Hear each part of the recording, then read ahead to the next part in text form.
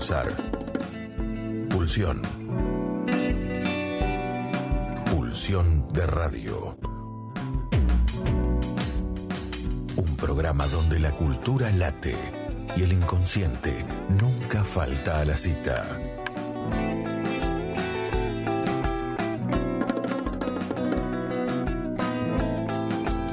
Conducción y producción: Gabriel Pulice, Luis Di Santo y Diego Yaiche.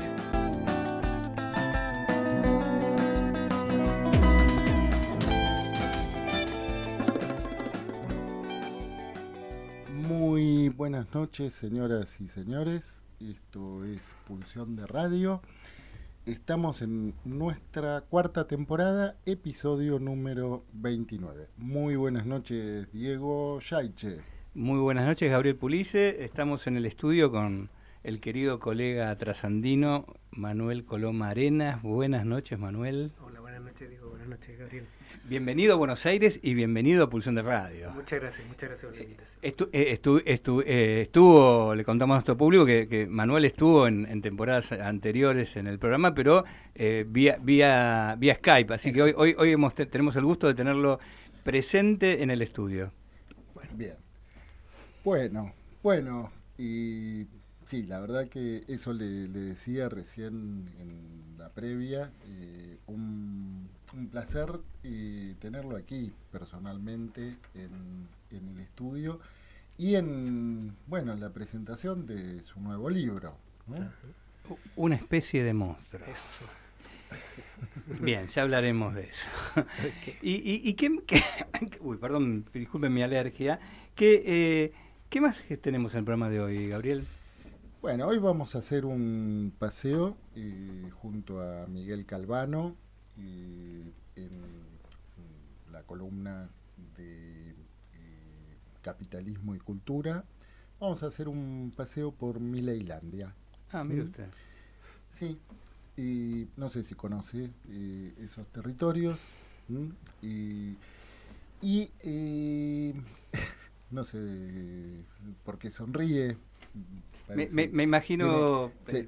gente disfrazada de distintas cosas. Cosplay. Sí, me imagino cosas así. Bueno, sí, va a haber seguramente figuras animadas. Y vamos a contar también con la participación de regreso en el estudio de Daniela Pesclein con las recomendaciones del mejor teatro independiente en la ciudad de Buenos Aires. Y tenemos también para anunciar algunas actividades que tuvieron en principio la gentileza de hacernos llegar. En primer lugar, por parte de Rolando Carotti, que ha sido también un distinguidísimo invitado del programa.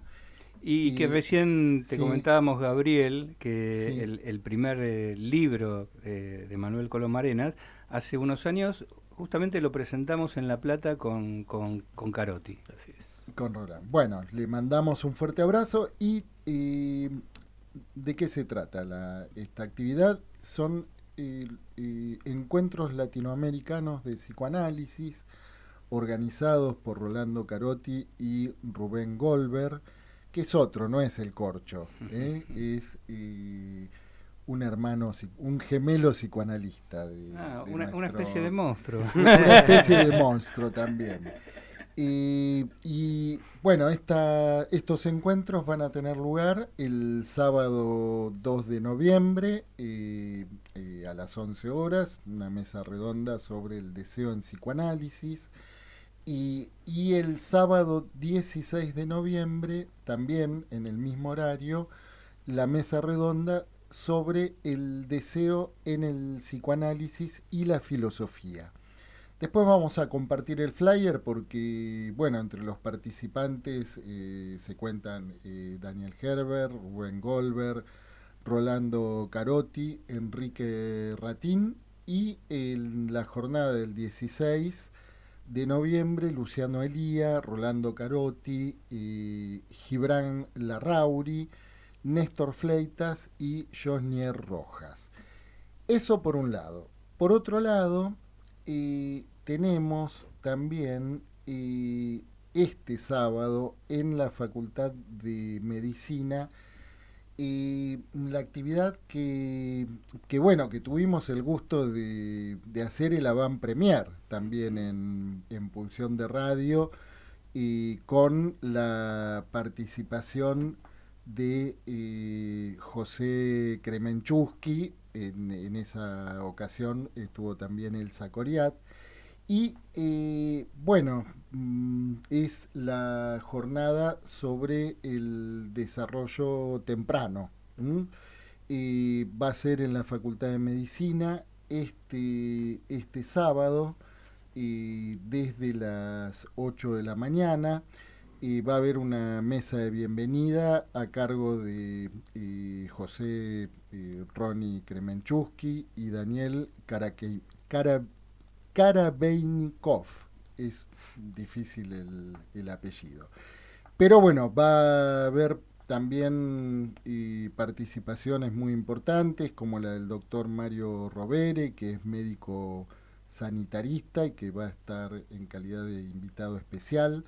La conferencia central a cargo de Alfredo Jerusalinski y, bueno, por ejemplo, en la mesa de apertura vamos a contar con la participación de Elsa Coriat, Ruth Kuicka, Lidia Giudici y Paula Brown, y en la mesa de cierre vamos a contar con la participación de Gabriela Irala, Beatriz Janín, Claudia Sikuler y Ronnie Kremenchuski. Bueno, también vamos a compartir después toda la información, pero desde ya que es un encuentro muy oportuno, además en un momento en donde entre todas las cosas que se encuentran en riesgo, la infancia es de las más vulnerables. Bueno, si les parece bien, vamos a escuchar un primer tema musical y a la vuelta nos encontramos con una especie de monstruo. En Pulsión de Radio ya se viene la hora de entrevistas. La hora de entrevistas. Bien, estamos escuchando un tema de U2, The Ground Beneath Her Feet, el suelo bajo sus pies. Hay un guiño en este tema, y que me da pie para presentarles un anuncio, ¿no? Y un guiño que va a quedar en suspenso, ¿no? Si quieren saber por qué este tema, van a tener que ir a la presentación del libro que se va a hacer este sábado, ¿no? A las 18 horas. Estoy buscando la data. ¿La tenés ahí, Manuel? Sí, este sábado, a partir de las 18, Fundación Bolini, pasaje Bolini 2167. Bien, en el margen invita a la presentación de ese libro. Bueno, los que en principio estamos también invitados a presentar el libro son Jorge Baños Orellana y el que les habla. Y bueno, y en este tema que lo acabas de escuchar, hay un guiño, ¿no? Así que vas a tener que esperar hasta el sábado, Okay. Mira. Manuel, para enterarte por qué este tema, Okay. ¿no? Por ahí algún oyente se dio cuenta. Bien, una especie de monstruo, ¿no? Cuando íbamos charlando en la previa de la entrevista, cuando hicimos el anuncio de la entrevista, Manuel me decía, ¿no? Se pescó que había una ambigüedad en el título de la entrevista, ¿no? Porque no efectivamente quedaba ahí como en eso, en la ambigüedad, si una especie de monstruo era Manuel Colomarenas, ¿no? Si una especie Puede de ser que monstruo... sí. Puede ser que sí. Si una especie de monstruo era este libro, no sé si ahí se ve, ¿no? O si una especie de monstruo es Lacan, ¿no? Ujú. Y que me parece que fue interesante Ya. esta ambigüedad, porque quizás efectivamente son las tres cosas. Exacto. Sí. ¿Sí? Bueno, esas mezclas sí son... me parece que forman parte del espíritu en que está escrito el libro, o en el que al menos intenté, digamos, Bien, plasmar. y me parece que toca una de las primeras preguntas que te quería hacer, que tenía que ver sobre la escritura del libro, Ajá. ¿no? Pero vamos a contarles a nuestra audiencia quién es Claro. Manuel Coloma ¿Quién Arenas. escribió el libro? ¿Quién Hay que escribió el contarle libro, a- no? Una ¿Qué- especie de monstruo. ¿no? Bueno, ya adelantamos que Manuel Coloma Arenas es un psicoanalista del país hermano de Chile. Es miembro de la École Lacanienne de Psicanalís, ¿no? Bueno, ha escrito, digamos, muchos artículos, pero en el 2015 publicó un libro que a mi gusto es excelente y que todavía le reclamo cada vez que lo veo a Manuel cuándo Segunda viene parte. la segunda parte, Verdad. porque ese libro anunciaba, como que también anuncia una segunda parte, Claro. pero sé que un pajarito me contó que la segunda parte está avanzada, que se llamaba Del don de amor al objeto A, deuda versus intercambio, ¿no? Ajá. Que en ese momento lo editó Letra Viva y que iba a abrir como una colección que, bueno, Sí, quedó ahí, ¿no? Suele ocurrir. Bueno, obviamente adelanté que de este libro del cual vamos a conversar hoy, hay un avance de otro libro que va a versar sobre las zoológicas lacanianas. Exacto. Bien. Contanos un poco de la escritura de este libro, Ujú. Manuel. Ujú. Difícil la escritura. Empezó primero, era una tesis, fue una tesis de doctorado. Entonces estaba escrito con todo ese formato. Por suerte tuve la libertad de moverme un poco más. No fue algo que respondiera así como de una manera tan exacta o tan estricta a los formatos de tesis. Pero desde Eso siempre sí siempre es un monstruo, sí, El es otro formato tipo de tesis, sí, es otro tipo de monstruo, de mucho te- más. de tesis de doctorado. Sí, Eso sí, es un sí, monstruo. sí, exacto. Sí, hay varios tipos de monstruos, ¿no? Hay Sí. varios tipos. Viste que también está la ambigüedad con una especie. Entonces, pero siempre la intención era escribirlo, convertirlo en un libro. Pero el origen también está un poco, lo hablaba antes con Gabriel. Claro, ya me había interesado las referencias animales de Lacan. El hecho de que no fueran muy trabajadas, digamos, dentro del ámbito psicoanalítico, la pregunta por qué estaban ahí, de qué se trataban. Entonces fui entrando en el tema y claro, cada vez iba más hacia atrás, digamos, hacia los inicios de Lacan. Y ahí vi de que en realidad había una temática exclusiva, reducida a los años a los que está dedicado este libro, que son el año 1931 a 1933. Entonces, bueno, ahí nació eso, a modo también de búsqueda de ciertos indicios, ¿no es cierto?, de cosas que vendrían mucho tiempo después en Lacan. Ahora, me imagino, Manuel, que de la tesis a esta escritura hubo una modificación importante de Muchas estilo. transformaciones, muchas metamorfosis. Bien, Sí. efectivamente, porque de hecho de alguna manera vos lo decís. Yo fui muy ordenado. Empecé leyendo el libro desde la página 1 hasta la última, ¿no? A ese sentido estuve muy doctoral, digamos. Ahora, cuando llegué a la página 243, me di cuenta que yo el libro lo podría haber empezado a leer ahí, Ajá. ¿no? Mira, también, sí. Y justamente en ese capítulo, vos ahí hablas de la monstruosidad del libro. Ajá. Sí. Es un pequeño momento metaliterario. Porque tiene ese intento de experimentación, al menos. ¿No? Como lo fui transformando en la medida en que lo iba reescribiendo, me di cuenta de que el personaje del monstruo que efectivamente aparece en el libro, que es Lacan, ameritaba o necesitaba, digamos, de ciertos trucos en ciertas ocasiones que implicaban un poco lo que por ahí a veces tiene la literatura en estos ejercicios de más metaliterario. Vamos a decir que esta transformación, ¿no?, que está mencionando Manuel, tuvo un acompañamiento del equipo editorial de En el Margen, ¿no? Claro. Los quiero nombrar: Elga Fernández, Mariana Castielli, Marisa Rosso en Buenos Aires, en Montevideo Paola Betti y en Córdoba Virginia Bogliotti.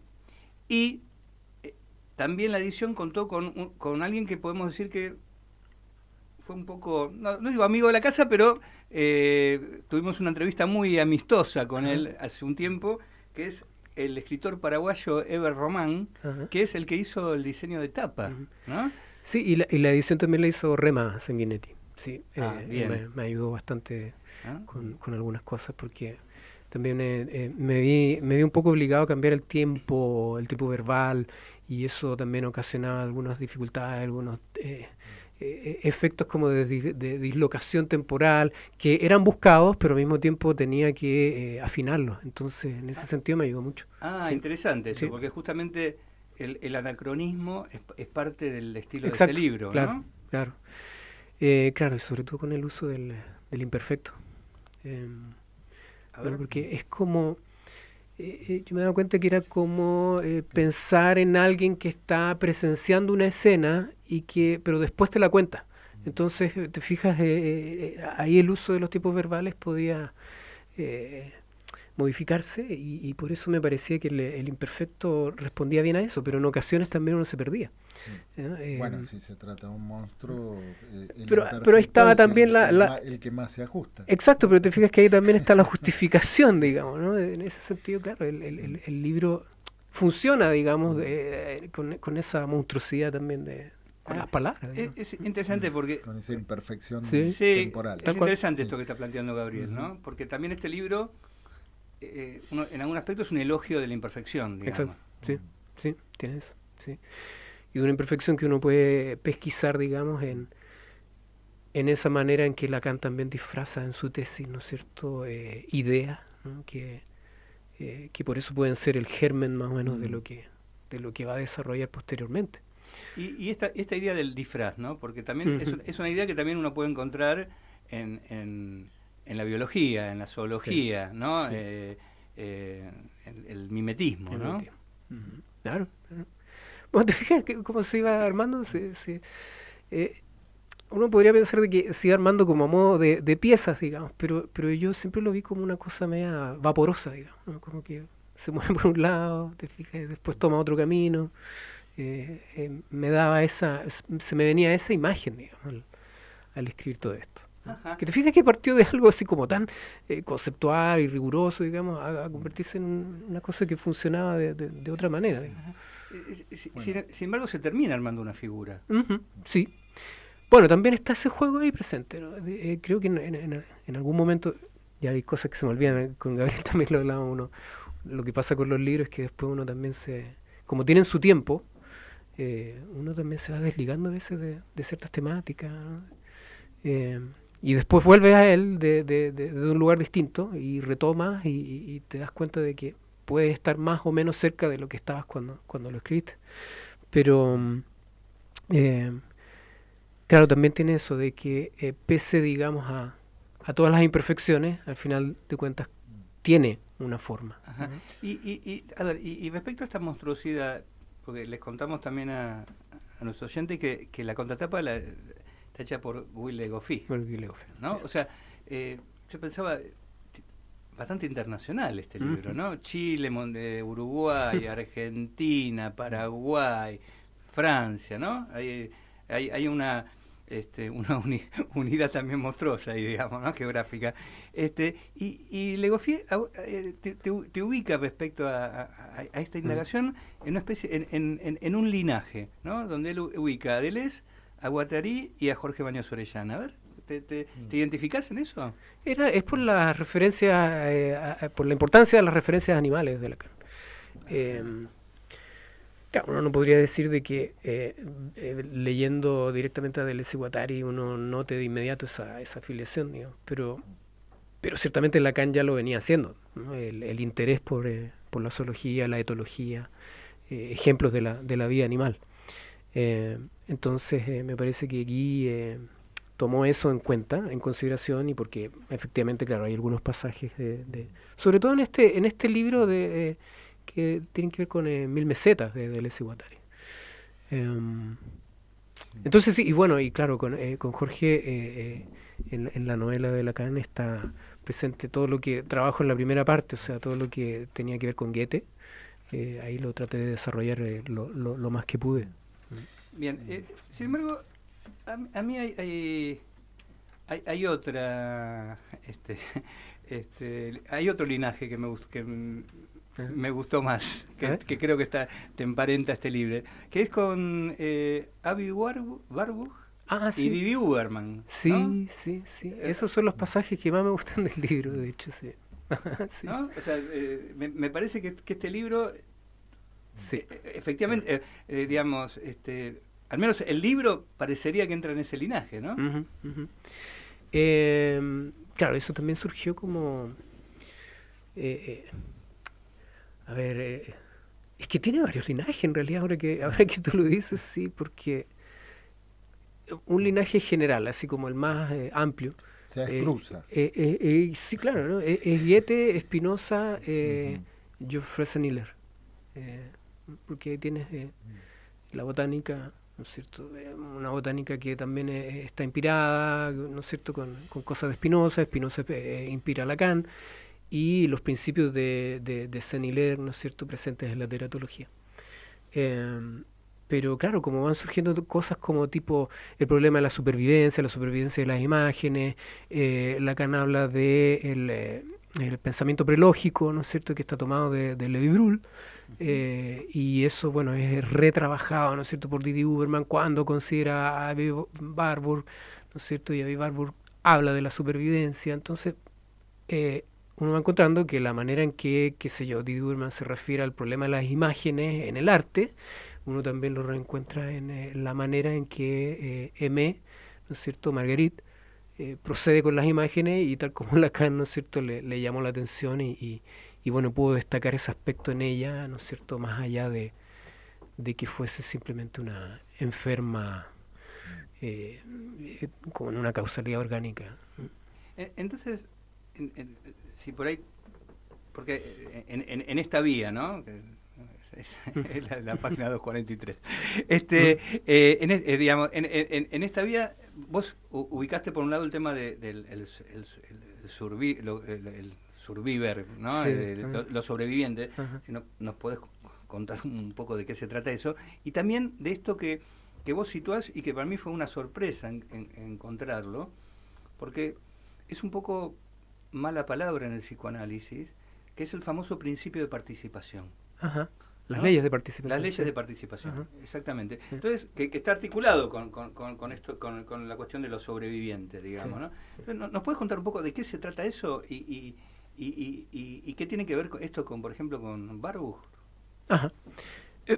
Por la supervivencia, eso es lo que, por el problema de la supervivencia, ¿no? Y la supervivencia de las imágenes. Es decir, de cómo imágenes arcaicas de una u otra manera se pueden seguir observando, ¿no es cierto?, en gestos del arte, ¿no?, de un arte más moderno, ¿no? O en expresiones, ¿no es cierto?, expresiones afectivas, ¿no? Las leyes de participación, claro, ¿no?, son... No, porque en general, digamos, la cuestión de la cultura siempre se planteó desde el lado más del universo simbólico, ¿no? Sin embargo, vos le das un lugar a estas leyes de participación en la propia existencia de lo cultural. Le doy lugar porque, primero que todo, Lacan lo menciona en la tesis, lo trabaja así y de alguna manera lo reconoce también en la psicosis paranoica, ¿no? Algo de ese orden. Y las leyes de participación, claro, lo que tienen es una identificación a modo de especie de fusión mística, ¿no es cierto?, con espíritus animales o vegetales, ¿no?, el espíritu de las cosas. Que es todo también el linaje que lleva después al problema de la identificación, ¿no es cierto?, que Lacan lo que más toma es el ejemplo que da Levi-Strauss, que a la vez está tomado, ¿no es cierto?, de este holandés, se me olvida el nombre, ¿no? ¿Puedes recordar el ejemplo de este? Yo soy un guacamaya, la identificación con el guacamaya. Esto es esa línea. Está digamos. emparentado con el tótem y tabú freudiano. Claro, ¿no? claro. Entonces, claro, lo que pasa es que dentro de la antropología se produjo el debate porque habían distintas maneras de pensar esa identificación. ¿No? Pero me pareció también interesante rescatar la influencia de Levi-Brühl. Curiosamente, Lacan después lo vuelve a mencionar y de una manera para nada crítica, ¿no? en el seminario de la identificación. Y me parece que, si no me equivoco, es justamente la sesión donde está hablando también de Justine, de su perro. Ahora, entonces, porque vos mencionás el seminario de identificación que digamos que no puede leerse porque es un seminario de la identificación, pero también es un seminario sobre la transferencia, digamos, ¿no? De hecho, está en contigüidad con... Yo siempre digo que las últimas clases del seminario sobre la transferencia son las primeras clases del seminario sobre la identificación. Entonces, esto que estás planteando, ¿vos pensás que tiene efectos sobre la transferencia? Este monstruo. Los tiene, sí. Pero un poco saltando al seminario de la identificación también, ¿no? Porque como son sesiones donde está empezando, ¿no es cierto?, a ubicar lo que va a llamar rasgunario y da también su definición de significante y sujeto, es la primera vez, ¿no es cierto?, que ya lo define de la manera en que más se conoce, ¿no es cierto? Y a propósito efectivamente de su perra, de Justine, ¿no es cierto? Porque él dice, bueno, no solo que tiene la palabra, ¿no es cierto?, sino que lo identifica y no se equivoca en identificarlo. Bueno, entonces uno dice, claro que eso tiene un lugar en la transferencia, porque ¿qué es lo que hace que, ¿no es cierto?, un analizante identifique, ¿no es cierto?, en cierta imagen del analista algo que, bueno, habría que ahí se trata de ver qué es lo que es, digamos, ¿no? Bueno, te insisto, hay muchas maneras de pensarlo porque fíjate, ahí ya distinguimos registros, ¿no? Pero claro, sí, me parece que tiene bastante que ver. Y esta cuestión vamos a decir, del peso de la imagen, vos la remontás a lo que sería una primera definición de deseo de Lacan, que es la de ciclo de comportamiento. Ciclo de comportamiento, es verdad. Sí. A ver. Sí. Bueno, cuando uno lee ciclo de comportamiento, uno se imagina de inmediato un concepto mucho más biológico o incluso más de tipo conductista, en fin. Pero era la definición que ya se había empezado a dar en el mundo de la etología que iban haciendo.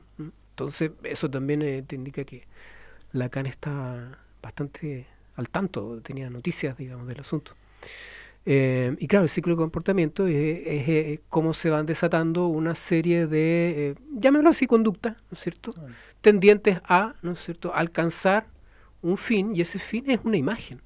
Y ha sido esa imagen la que ha desatado ese ciclo de comportamiento. O sea, es tal cual lo que va a llegar a ser la definición de los disparadores, ¿no es cierto?, en la etología. Entonces, de alguna manera, vos acá encontrás un Lacan más ligado al ethos que a la ética. Sí, hay una parte donde está ¿no? eso. En ese sentido, casi es un Lacan que anticipa a Deleuze. Claro, porque ¿no? Sobre todo si uno considera cuando Deleuze habla de la etología, ¿no es cierto?, para decir, bueno, ahí hay una ética, pero es una ética ligada a ese ethos que tiene que ver con lo que alguien hace y con lo que alguien o algo hace y puede hacer. Y con el medio, ¿no? Exacto, en su relación con el medio. Bueno, y ahí aparece von Wexkull. Y ahí aparece von Wexkull. Claro. ¿No? Bien. Si les parece, vamos a escuchar otro tema musical y a la vuelta seguimos conversando. Sí. Bien, estábamos escuchando Yesterdays de Lennon y McCartney. Hace poquito, bueno, nos visitó Paul McCartney. Tema que eligió Manuel. Así es. Qué linda canción. Estaba en la duda entre Let It Be y Yesterday, porque ambas nacieron de sueños que tuvo Paul, específicamente. Lo cual ya a uno lo hace pensar, bueno, la relación que puede haber entre la creatividad y el sueño. Pero tenía la duda por lo siguiente, porque Let It Be, la historia es como un poco más conocida, parece, porque se sabe que Paul soñó con su mamá, que había fallecido hace tiempo, ¿no es cierto? Y su mamá le dice esa frase, Let It Be, ¿no? Como diciéndole, bueno, todo va a estar bien. Y en ese sentido es una canción que tiene como dos interpretaciones más generales, así como por un lado, o bien le das la oportunidad a una situación que se viene alargando hace tiempo y todo va a estar bien, o bien por el contrario, esa situación, bueno, ya no se ha resuelto de la manera que se hubiese querido y bueno, la dejas que ocurra, ¿no es cierto? La solución de alguna manera va a surgir. En ese sentido parece una canción más optimista o más lanzada hacia el futuro, pero Yesterday me pareció más interesante porque Paul soñó con la melodía. Despertó, la tocó al piano y su preocupación inmediata fue de que fuese un plagio. Entonces le preguntó a todo el mundo, le preguntó a George, le preguntó a John, le preguntó al manager, a todo el mundo. Se demoraron muchos días, digamos, mucho tiempo en decidir si iban a lanzar la canción, porque él tenía la duda de que era un plagio. Él decía, tengo que haberla tomado de alguna parte, ¿no? Del jazz que escuchaba con mi papá, en fin. Y no, todo el mundo le decía, no, la canción es tuya. Entonces dije, bueno... Sesos frescos. Claro, me hacía recordar esas cosas. Y yo decía, es que Paul debe tener razón en algún punto. Tiene que haber tenido razón, independiente de quién sabe qué le preocupaba. Pero me parece que tiene que haber un plagio, ¿no? Porque esto viene de alguna parte. Está tomado, el material está tomado de alguna parte. Y ahí es donde veo la relación con la escritura y con la ficción, porque la ficción en el fondo a mí me parece que consiste más que en decir no hay realidad solamente, ¿no? Es que la realidad se convierte, o algo se convierte en un material que se puede transformar de tal manera para crear algo que resulta siendo nuevo. ¿Te fijas? Entonces, de alguna manera noté eso, digamos, en esa historia. Y bueno, hoy en día me siento más cercano a Yesterday que a Let It Be. Vos hablas de lo artístico como un montaje en el libro, ¿no? Sí, ajá. Al menos como se puede apreciar ese sentido artístico en la escritura precisamente de Aimé y también en cómo se fue configurando su delirio, ¿no? Que es como una especie de pensamiento en montaje, ¿no? Eso Jan Aluch lo resalta muy bien en su tremendo libro sobre Marguerite. ¿Sí? Qué interesante esto que planteas del plagio, porque en la historia del psicoanálisis el plagio ha estado muy presente, ¿no? Convengamos que, no digo la resolución de la transferencia, porque justamente el problema es que no se resolvió, entre Fliess y Freud termina con una acusación de plagio, ¿no? Sí. Digamos, ¿no? De que Fliess le reprocha a Freud que le dijo a alguno de sus pacientes, le transmitió en el curso de un análisis a alguno de sus pacientes determinadas ideas que él estaba desarrollando y que este paciente editó un libro con esas ideas y lo plagió a Fliess. Y con eso se produce, es el principio del fin de la amistad transferencial entre Freud y Fliess, ¿no? Ahí tenemos pero también, por ejemplo, hay una situación de plagio en el joven Lacan con Clérambault, claro, ¿no? Con la estructura de la psicosis paranoica, donde entra desaforado como un animal Clérambault y le tira los papeles por la cabeza de la estructura de la psicosis paranoica a Lacan y le dice esto es mío, digamos, ¿no? Entonces pensaba, evidentemente la cuestión del plagio, al menos en el psicoanálisis, y hay otras historias de estas, no es la única, estas son por ahí las dos más conocidas. Tiene sigue habiendo. Sí, pero digo, quizás con personajes no de esta talla, digamos, ¿no? Parece que tiene algún lugar estructural. Hay algo en la propia constitución del discurso analítico que implica la cuestión del plagio, ¿no? Bueno, y también está la afirmación de Lacan, de que en el fondo, cuando se trata de escritura, en rigor no habría plagio. Pero bueno, es que las definiciones de plagio tienen que ver finalmente con si se establecen ciertas normas donde se cumpla cuántas líneas, ¿no es cierto? Pero la escritura, claro, si la escritura uno ve una frase y una frase que es idéntica a otra, bueno, ahí uno puede decir plagio. Sí, pero yo apuntaba no tanto al hecho, efectivamente, de esto de la escritura, sino al hecho de la acusación de plagio. Porque hay algo querellante, querulante, hay algo paranoico. ¿No? O sea, hay algo de esta estructura de personalidad que vos justamente rastreás esta equivalencia, y ahí nos metemos con Spinoza, entre la estructura de la personalidad y la paranoia, parecería que algo de esto, ¿no? Porque no es, digamos, podría, digamos, no es un plagio, es un plagio que termina o en los tribunales o en una escena en una escena frente a todo un auditorio académico. Bueno, hay que ver de qué lado te encuentra eso, ¿no? Porque si vos escribiste algo o presentaste algo y alguien te lo copia tal cual vos lo dijiste y no te nombra, quiero ver de qué lado. No, pero digo, a eso iba con la cuestión del doble. Sí. Apunto a la cuestión del doble, ¿no? Sí, que me parece que tienen relación, porque por una parte está eso, claro, uno puede definir un plagio y así. El punto, claro, es qué es lo que desata, y en ese sentido he estado presente en la historia del psicoanálisis. Y lo que desata, a propósito de lo que trabajo más en el libro, son las pasiones del yo, ¿no? Y claro, bueno, ahí es donde uno encuentra el indicio, digamos, de lo que Lacan va a establecer o va a elaborar en torno a la estructura imaginaria del yo. Sí, pero es una paradoja, ¿no? Que planteadas esas cosas, después las publicaciones de la obra de Lacan se cierran bajo 7 candados, ¿no? Sí. En lugar de liberarse. Y lo que justamente cierra ahí es la cuestión de que cuando hay algo interesante a propósito del plagio, ¿no es cierto? Cuando uno puede decir, bueno, las palabras a quién le pertenecen. Y de hecho eso en la música es más ambiguo, por eso ocupé este ejemplo también, porque la música es más difícil saber cuándo es plagio, o cuándo es un homenaje, o cuándo hiciste una reinterpretación de algo, o cuando tomaste algo y lo llevaste simplemente a otro nivel y creaste otro estilo, ¿te fijas? Es más ambiguo. Pero bueno, Charly García todo el tiempo dice sobre esa ambigüedad. ¿te fijas? Claro. Pero claro, cuando hay aquí sí, un párrafo idéntico, ¿te fijas? Sí, en fin, o cuando hay varias páginas. En fin. ¿No? Así como hay otros que no están así y les desata tremendas pasiones. Por ahí yo me refería a esto que se llama no tanto plagio, sino robo de ideas. Eric Porsche tiene justamente es el que desarrolla todo el final de la amistad de Freud, donde aparece la cuestión del robo de ideas, que me parece que planteado en términos de robo de ideas, ¿no? Justamente recalca esta parte, llamémosle paranoica, ¿no? La lectura de pensamiento, etcétera.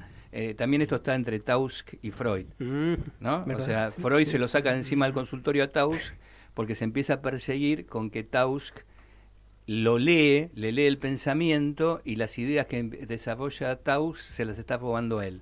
Entonces se lo saca de encima a Tausk por temor a que le robe las ideas. Y termina siendo fatal para el pobre Tausk. Y termina siendo fatal, efectivamente, ¿no? Bueno, enamorado de la luz, Salomé. Bueno, por eso digo, ahí hay una cuestión del transitivismo interesante para ubicar. Hay otra figura que aparece en el libro y que la verdad que vamos a decirle a los lectores de este libro que es un libro para leer, ¿no? O sea, no es un libro para leer en el colectivo, es un libro para sentarse con un pisco sour, por ejemplo, con alguna música linda y para leer.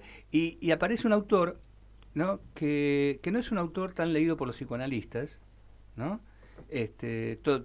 Los psicoanalistas, sobre todo lacanianos, repiten esto de que Lacan había dibujado, creo que era la metafísica, no me acuerdo cuál, bueno, no sé qué texto de Spinoza lo tenía dibujado en un cuadro sinóptico en la habitación de cosas. Lo repiten, pero efectivamente los analistas no hemos leído a Spinoza, ¿no? Salvo Carpintero, yo te mencionaba, es uno de los pocos psicoanalistas argentinos que es lector de Spinoza. Yo creo que tiene una lectura de Spinoza distinta que la que tenés vos, ¿no? Tiene una lectura más ligada a lo político, digamos. De todas maneras, creo que tu libro tiene un alcance político también. Pero para mí fue una sorpresa, primero porque lograste transmitir, digamos, o sea, hiciste lograste transmitir lo que dice a través de Spinoza Lacan, pero también pudiendo dar elementos para los que no lectores de Spinoza pueden enterarse de qué decía Spinoza, ¿no? Sí, bueno, eso es uno de los objetivos, por así decirlo, que tenía también al escribir. O sea, que la gente que, por ejemplo, le gusta el pisco sour se puede hacer acompañar de un libro como este. pero también, claro, un poco mostrar pistas, cosas que puedan servir, digamos, para la lectura y entusiasmar también con eso. Ahora, yo te lo comentaba también, la parte sobre Spinoza es la más espinosa del libro, es la más... es un pantano que uno se puede perder y también eso pasó por muchas escrituras y reescrituras. ¿Quieres comentar? Recortes. Ampliar algo en relación a lo pantanoso. Sí, porque fíjate que aun cuando todo parta del epígrafe que usa Lacan para su tesis. ¿En qué te empantanaste vos ahí? En explicar la filosofía spinociana, sí. Y en cómo hacerlo también. Porque te fijas que si uno escribe una tesis, puedes presentar eso, ¿no? Concepto, ¿no? Pero si vas acomodando el libro, digamos, a otra cosa, que se convierta en esta... ¿cómo es el término? ¿No? Híbrido. En este híbrido. Claro, una cosa así tiene que pasar por algunas transformaciones, articulaciones, articular de otro modo también los subtítulos, el pasaje de una cosa a otra, en qué poner énfasis, ¿no? Porque, por ejemplo, también, Diego, tú me preguntabas antes, porque hay un asunto con la traducción también que ocupa Lacan de ese epígrafe de Spinoza, es decir, cuál es la traducción que Lacan leyó de la ética de Spinoza. Está todo el problema de la palabra afecto o afección. Sí. Entonces, claro, ahí se iba empleando, te fijas, o sea, era una sola proposición, la proposición 57 de la parte 3 de la ética, y uno dice, bueno, pero ¿por qué está ahí también? ¿Por qué Lacan además termina la tesis con eso? Termina recordando eso y diciendo que lo que ha trabajado se adecúa, se adapta, se acomoda a los principios que están implicados en esa propuesta. Entonces, claro, eso fue. ¿Y cuál fue la soga que te sacó del pantano? Pasar a Abby Warburg y Didi Berman. Después fue más como ir recortando cosas, porque ya viendo la perspectiva más general del libro uno dice, ya, esto puede quedar un poco de lado. Pero siempre hay cosas que uno dice, esto podría haberlo dejado. Sí, igual te digo, en lo personal, a mí me despertó el bichito por Spinoza, ¿no? Acá tenemos un amigo de la casa que es Diego Stulbar, que es uno de los especialistas en Spinoza de la Argentina, es un politólogo, pero que es un lector de Spinoza de décadas, ¿no? Y bueno, siempre que hemos conversado, siempre aparece Spinoza en la conversación, digamos, ¿no? Incluso a veces en conversaciones privadas con él, bueno, él no leyó Lacan y bueno, y aparecen cruces, digamos, donde yo le planteo alguna cuestión, él me la contesta de Spinoza, pero al leer tu libro dije, empecé a entender el porqué de Spinoza. ¿No? O sea, más allá, digamos, el sentido en el sentido de cuál es el sentido de Spinoza, no importa si entendí el contenido a pie de ¿no? Sino, ¿no? Y entonces ahí te lo agradezco porque dije, entonces sí tiene un sentido leer a Spinoza. Claro. ¿No? Sí, esa funcionalidad parece buena. Más allá también de si se entiende plenamente el contenido. Exacto. Y que me parece que también abre un debate, ¿no? Porque es, bueno, la pertinencia de Spinoza, o sea, para los analistas. Eso. Porque en general otros analistas, hay otros filósofos que Heidegger, Deleuze... Claro, es que ahí está la cosa también para los analistas, o para, bueno, cómo se cuenta la historia, por así decirlo, con respecto a Lacan. Claro, como después Lacan tampoco lo menciona tanto, sí lo menciona, pero viene todo el énfasis puesto en Hegel. Se hacen estas divisiones muy tajantes entre como que, bueno, llega Hegel y Spinoza queda atrás, pero hay hay todo un debate, digamos, entre los filósofos entre Hegel o Spinoza. A mí me parece que Lacan ocupa siempre ocupa lo que le viene bien en el momento. Que sobrevenga más un autor que otro, no necesariamente a veces quiere decir que el otro quede completamente atrás, ¿no es cierto? Puede resurgir, puede quedar en un estado de supervivencia, aparecer para respecto a otras cosas, en fin, ¿no? Yo creo que eso también traté de expresarlo en el libro. Y en los últimos, nos quedan unos 10 minutos de conversación, hablemos de lo monstruoso. ¿Qué es lo monstruoso? Bueno, ahí me da cuenta la monstruosidad y lo monstruoso tienen definiciones distintas y todo eso, pero más allá de eso, lo que pasa es que el interés surgió por la teratología, ¿no es cierto? Porque no es que la teratología esté presente directamente en la tesis de Lacan o en algunos de los textos que forman parte de estos años. Decirle a nuestro público qué es la teratología. El estudio de la investigación de las ciertas deformidades, ¿no es cierto?, orgánicas que eran lo que hasta ese momento se conocían como monstruos, ¿no? Y que surgió de tal manera, ¿no es cierto?, que permitió corroborar, comprobar, entender aún mejor, digamos, ¿no es cierto?, los desarrollos de las formas normales, ¿no? Entonces, de una u otra manera, la teratología lo que vino fue a comprobar la normalidad de la naturaleza, digamos, ¿no? La manera, ¿no es cierto?, en que adquiere ciertas formas, ¿no? Por eso es que está en relación a la botánica de Goethe, que tiene que ver con un proceso, con un desarrollo de las formas, ¿no? Pero te decía, bueno, claro, la teratología en sí misma no está si uno se concentra, por ejemplo, en la tesis de Lacan. Pero si vas descubriendo que al existir toda esta línea, ¿no?, de autores, ¿no?, que derivan un poco en la teratología, y al investigar sobre la teratología y sus principios, uno descubre de que esos principios se corresponden bastante bien, ¿no?, con algunas de las cosas que ocupa Lacan para entender el caso de Marguerite Ancieux. Sí, la lógica de la excepción, ¿no? Exacto. Además surge eso, que eso también está puesto en el libro, sí. Y finalmente, claro, lo monstruoso termina siendo algo que se apodera un poco de la norma, y uno puede pesquisar, tal como Guy Le Goffet lo destaca en la contratapa, ¿no es cierto?, que todo el problema del caso por caso, de la particularidad del caso, ¿no es cierto?, puede tener también un origen en todo este tema de la monstruosidad. Al menos como surge, como por así decirlo, versionadamente en Lacan. Ajá. Y vos en un momento del libro ubicás como los antecedentes jurídicos digamos, de esta monstruosidad, digamos, ¿no? Digamos, y una de las referencias que ahí tomás es el libro de Foucault sobre los anormales, ¿no? Exacto. ¿Y qué relación hay entre esta monstruosidad y lo sexual? Ajá. La monstruosidad siempre estuvo asociada, ¿no es cierto?, a que tiene que haber existido una relación antinatural o contra natura, ¿no es cierto?, que produjo. Sí, digamos, está en conexión con la perversión. Claro, ¿no?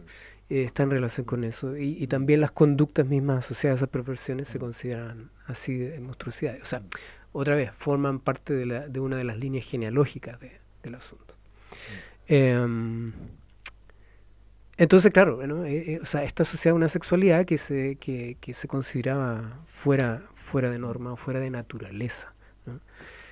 Pero también cuando uno investiga más, ¿no es cierto?, te das cuenta que el mismo concepto de naturaleza puede terminar cuestionado. Y en ese sentido también cuestionado lo supuestamente antinatura.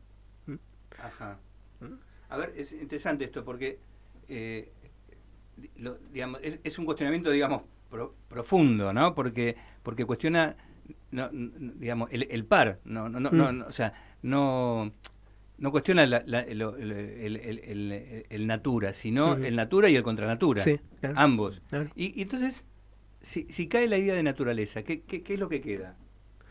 Bueno, ahí yo propondría justamente sí la monstruosidad, una monstruosidad generalizada. ¿Sí? Ajá. ¿Una especie de monstruo? Una nueva especie. Una nueva especie de monstruo. Sí. Bien. No, pero disculpa, ves que sí. ahí es donde uno dice, bueno, la no relación sexual, justamente en los momentos en que Lacan está más profundamente abordando ese problema, qué sé yo, en el seminario del Sintón habla del problema de la naturaleza o de lo supuestamente antinatura, y ahí dice, ni la misma naturaleza es tan natural, digamos, como parece, en fin. Y ahí le invita al público, digamos, y les dice a investigar, o sea, vayan desde la bacteria hasta el pájaro, vean su sexualidad, qué es lo que hacen, tal como yo lo he hecho, ¿no? Y los invita, digamos, a revisar esa sexualidad.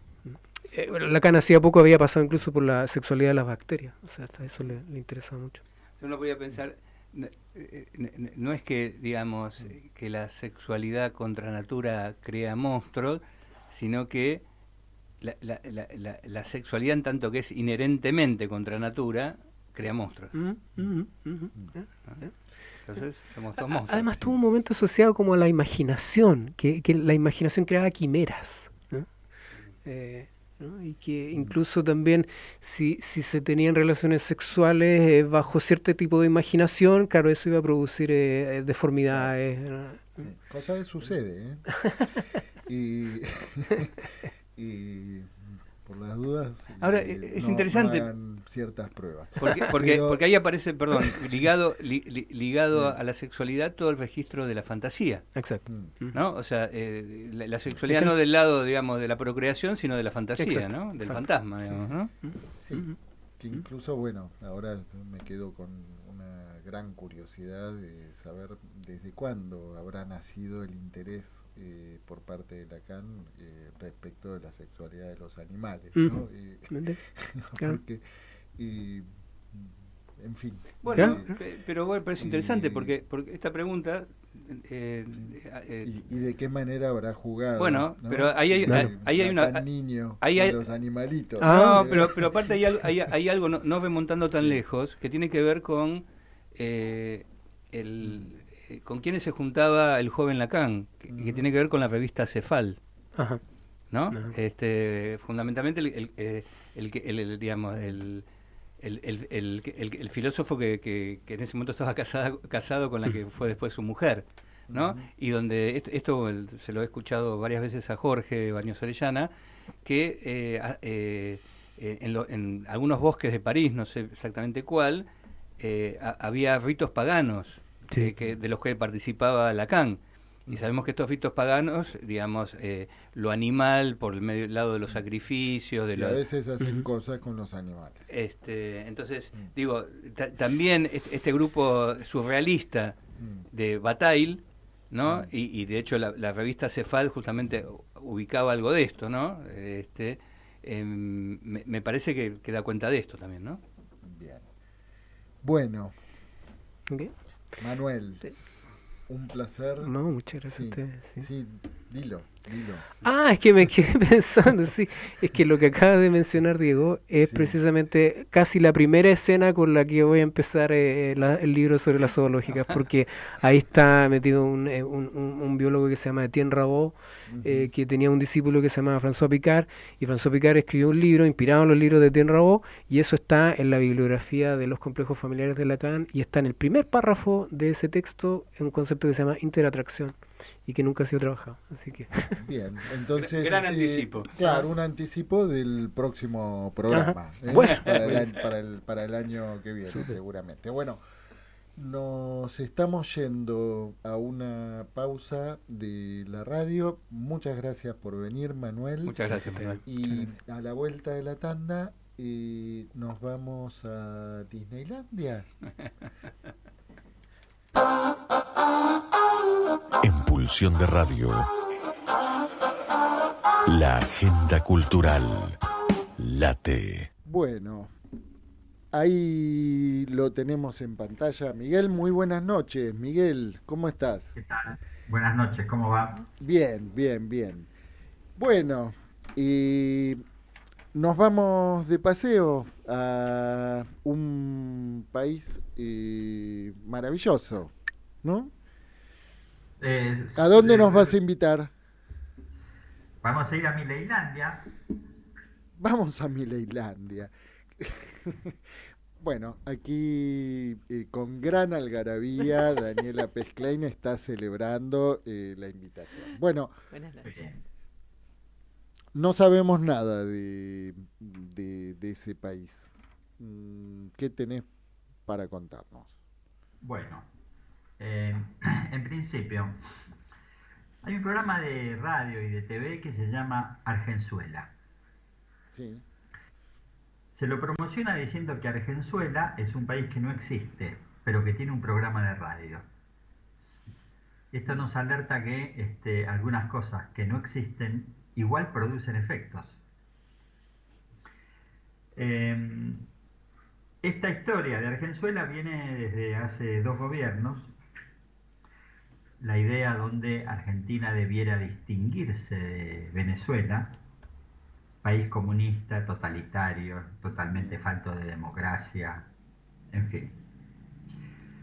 Argenzuela nombraría en esa lectura la realidad argentina propia de un gobierno en particular, el gobierno kirchnerista. Sí, como una fatalidad de destino, ¿no? Exactamente. Mm.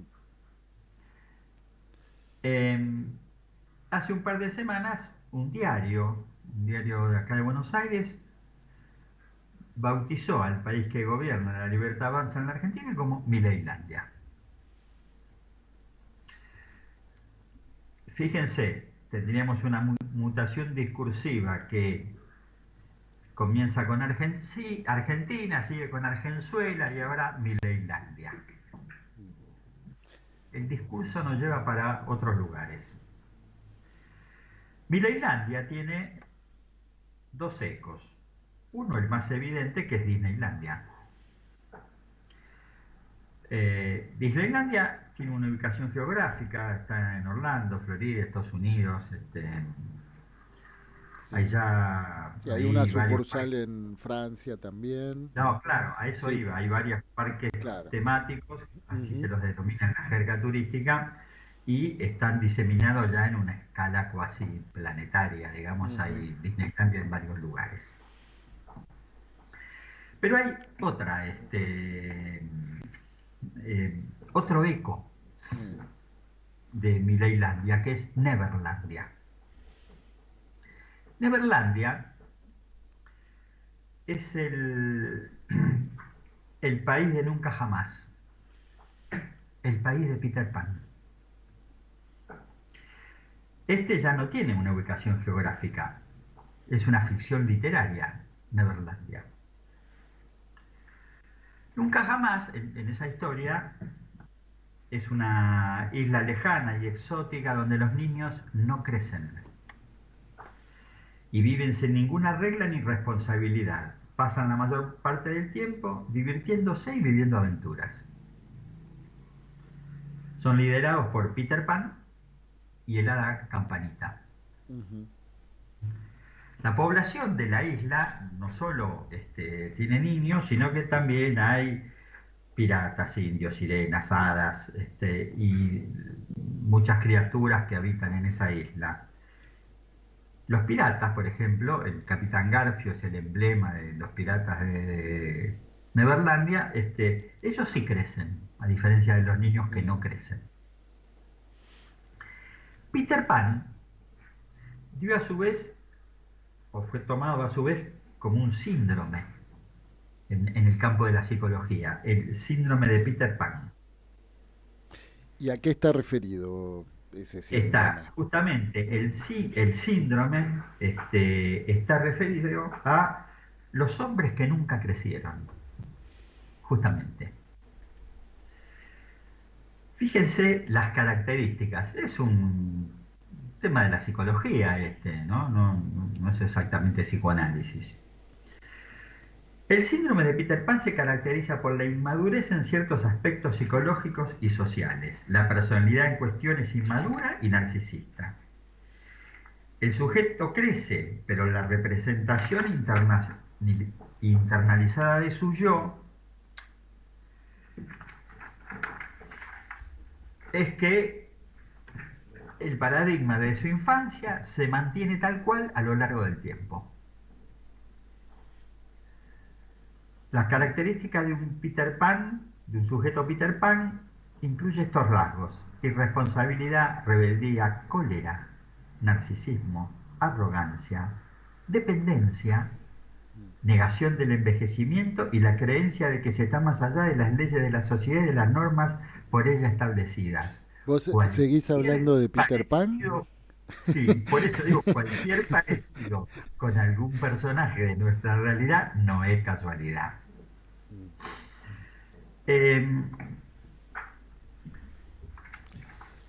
Tiene más cuestiones el síndrome, según el tipo que el autor, Keeley se llama, A ver. el autor del síndrome de Peter Pan. Todo sería una coraza defensiva para protegerse de su inseguridad, miedo a no ser querido y aceptado. En ocasiones, lo que padecen este síndrome acaban siendo personajes solitarios, con escasa capacidad de empatía o de apertura al mundo de los grandes. Al no abrirse sentimentalmente, son vistos como individuos fríos o no predispuestos a darse, lo que se vuelve como un boomerang a través de la no recepción de entregas o muestras ajenas de cariño. La psiquiatría es un poquito más cruel con ellas y los llama esquizoafectivos. Esquizoafectivos, bien. Cualquier parecido con la realidad no es casualidad. Entonces, Disneylandia y Neverlandia grafican bien algún estatuto del sujeto contemporáneo, a medio camino entre el niño y el puber. Estoy atendiendo a un chico de 12 años que me dice que no quiere crecer, que no quiere ser adulto. No quiere salir de su mundo infantil, que parece ser lo único que lo mueve, que lo conmueve. Es un habitante de Neverland en su neurosis. El deseo más importante que Freud mencionó como operante en la infancia, el deseo de ser grandes,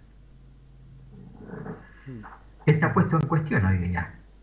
Encontramos muchos sujetos que no lo quieren ser. En términos del discurso, asistimos a la desmentida permanente de lo que se dice, de lo que se hace, de lo que se dijo, de lo que se hizo, donde todo parece el país de nunca jamás. El mundo terraplanista, antivacunas, antiestado, antiderechos y todos los anti que se nos ocurran. Si nunca ocurrió, algo de esto habíamos hablado hace 2 meses, ¿no? Se niega el pasado, se impide pensar en el futuro. La dimensión temporal retroactiva propia del inconsciente deja de operar, no opera. Sí, es una temporalidad del presente continuo. Claro, borrar las raíces, borrar los legados, desorienta a los sujetos, provoca mutaciones.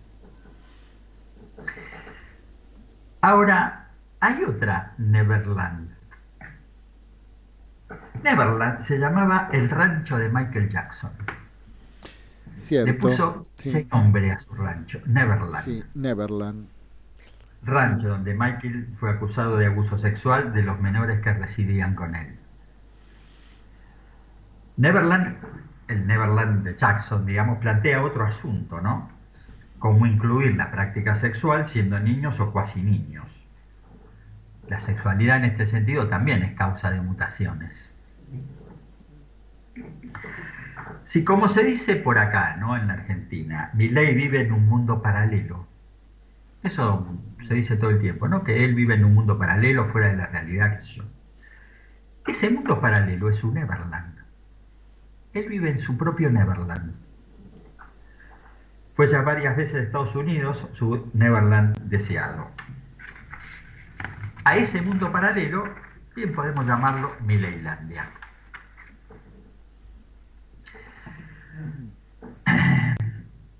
Esta cuestión de los chicos que no quieren crecer, ¿no? O los habitantes de Neverlandia que Peter Pan a la cabeza no crecen, me hace recordar algo que dijo Lacan en 1975 en Estados Unidos, en Yale. Dijo, esto es muy importante también, ¿no? La anatomía es un real.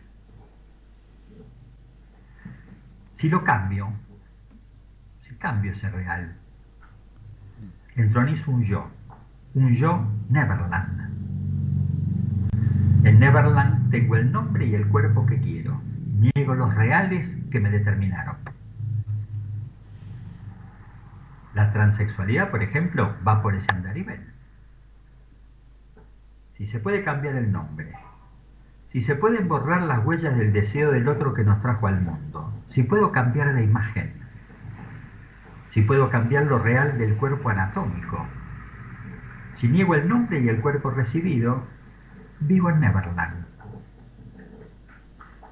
Luana, una niña bastante conocida entre algunos de nosotros, el caso de Luana, su madre publicó un libro que se hizo bastante famoso, Yo Nena, Yo Princesa, libro del cual inclusive hace 2 años se hizo una película.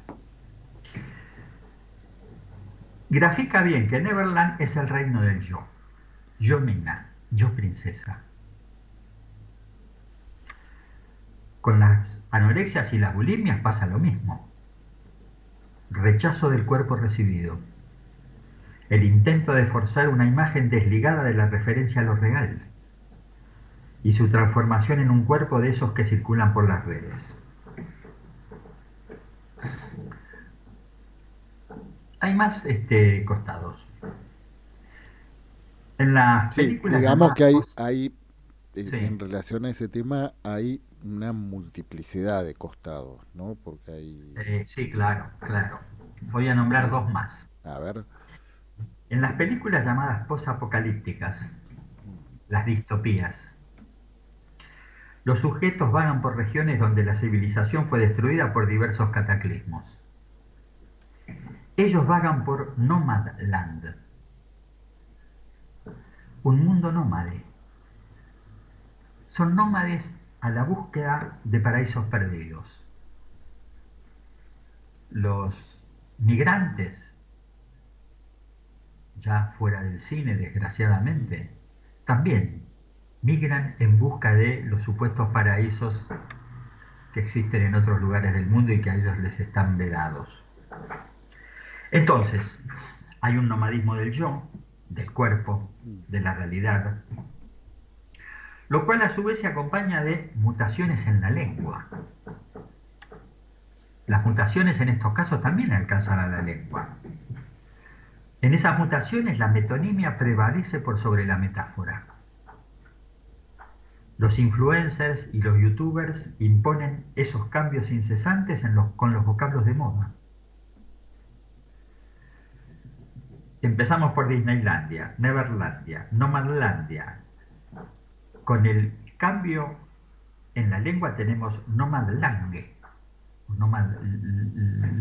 lengua si quieren, para decirlo en castellano. Sí, la lengua nómada. Claro, nomadismo de los lugares, nomadismo de la lengua, nomadismo de los cuerpos, nomadismo de los mundos. Me parece que este es el broche de Disneylandia. Un mundo así desorienta, ¿no? Cuesta mucho sostener las brújulas con las que no perderse. Sigo pensando que el psicoanálisis es una de nuestras brújulas. Brújulas donde el campo del goce y del deseo nos guían. Bien, sí. charlemos. Bien. Bueno, sí, porque ahí hay varias preguntas fuertes, ¿no? Pero una, por lo menos la primera que a mí se me ocurre, es cómo, cómo es que un país entero, ¿no? Termina llegando democráticamente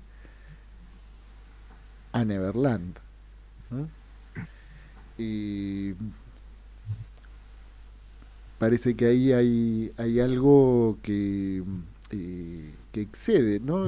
Hoy hablábamos con un amigo, una de esas charlas que uno tiene caminando, paseando un rato, ¿no? Y entonces justo hoy, recién en la entrevista central con Manuel Coloma Arenas, hablábamos de monstruos, ¿no? Y, y en esta conversación con mi amigo, y lo que empezamos bueno, a enumerar, ¿no? Las distintas figuras que están ocupando actualmente los lugares de mayor jerarquía en la administración del poder. Y algo que nos llamaba la atención es que es muy raro, parece un seleccionado de monstruos, ¿no? Y si uno va, sin hacer nombres, ¿no? Pero es como un seleccionado de Hicieron figuras audición. monstruosas, Hicieron ¿no? audición, Es como si hubiera hecho un casting, ¿no? Y un casting, bueno, a ver, vamos a hacer el casting de lo más impresentable que hay, ¿no? Como una prueba. Y la prueba increíblemente resultó siendo una fórmula exitosa. Y En términos electorales. es difícil de entender, ¿no? En términos No electorales. sabemos si sí. representativos, pero sí electorales. Sí. Sí, uno escucha los discursos, ¿no? De cada uno de cada una de esas figuras, insisto, no, sin hacer nombres, sí. ¿no? Y las apariciones públicas, y realmente es un hecho sorprendente, ¿no? Y cómo Porque eso se vuelve... es un seleccionado, ¿eh? Sí, porque eso se vuelve elegible, ¿no? Sí, Cuando se vuelve sí. elegible. Sí, Pero, a ver, ¿cuándo se vuelve elegible? Cuando a esos nombres los amputamos de su historia. sí, y cuando De se su construye, trayectoria. cuando se construye del otro lado una representación de figuras aparentemente más monstruosas, ¿no? Claro. Eh, sí, ¿Sí? yo creo eso, que la amputación de los legados, Mm, la transformación, la mutación en la idea de tiempo que el capitalismo produce, justamente lleva a que una ingente cantidad de sujetos humanos mm, resuelvan desconocer todo eso. Sumado a... habría que agregar algo, ¿no? Que en Neverlandia existen los medios de comunicación, en la Neverlandia contemporánea, sí, a diferencia de la Neverlandia original. Y los medios de comunicación contribuyen a crear ese universo paralelo.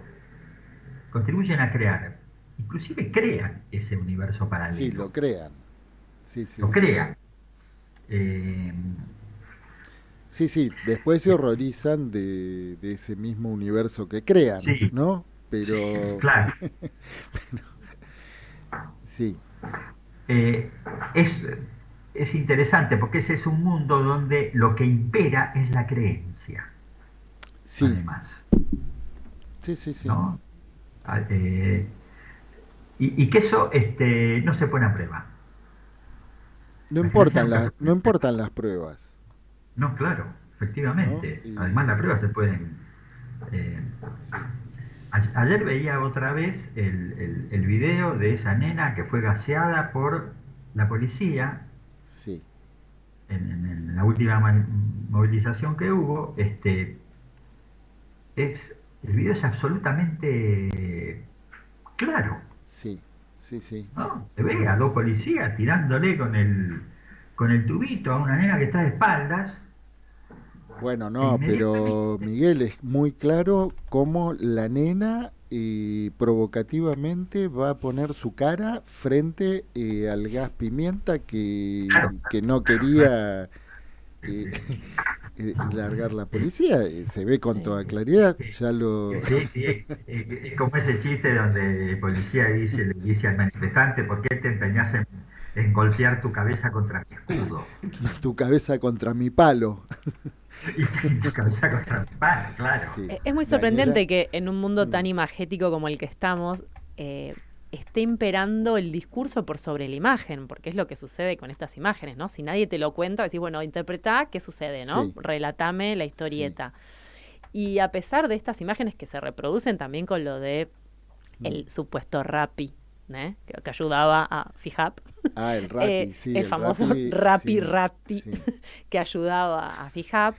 Es decir, ¿desde cuándo alguien te ayuda poniéndote la mano? Y como una serie de cuestiones que en realidad si uno la mira con calma está en la imagen, pero el discurso logra borrar eso que está en la imagen. Sí, sí, sí. Porque no es que esas imágenes no se reproducen en este mundo paralelo, ¿no? De las redes. Se reproducen. Sí, sí, sí. Pero Sí, parece que el epígrafe logra sobreimprimir la interpretación. sí. Sí, está bien. Este, eh, si como Lacan decía, la realidad es fantasma, toda la realidad es fantasma, efectivamente, en mi fantasma, a esa nena no la agació un policía, la agació un tipo vestido de amarillo, como dice la ministra, y cuando uno ve la imagen, nada de eso sucede, pero efectivamente, bueno, lo que pasa es que ahí hay otra cuestión, ¿no? Porque ahí hay una mentira sostenida por razones políticas. Eh, Sí, sí, la, la mentira tiende a justificar la represión, a ninguna otra cosa que a eso.